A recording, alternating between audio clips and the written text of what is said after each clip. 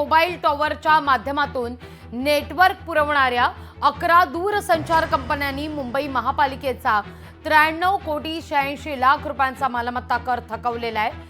कर वसुलीकरता पालिकेने राज्य सरकारच्या माहिती आणि तंत्रज्ञान विभागाला पत्र लिहिलेलं आहे। सर्वत्र मोबाईल टॉवरमुळे महापालिकेची मोठी अडचण झाल्याचं पाहायला मिळत आहे। नेटवर्क खंडित होईल या भीतीने टॉवरवर पालिकेला कारवाई करता येत नाहीये।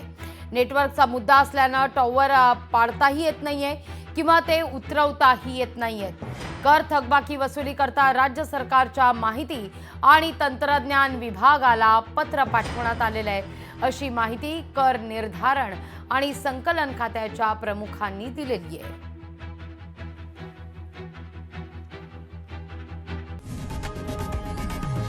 लोकशाही मराठी ऐका, पहा, जागरूक रहा।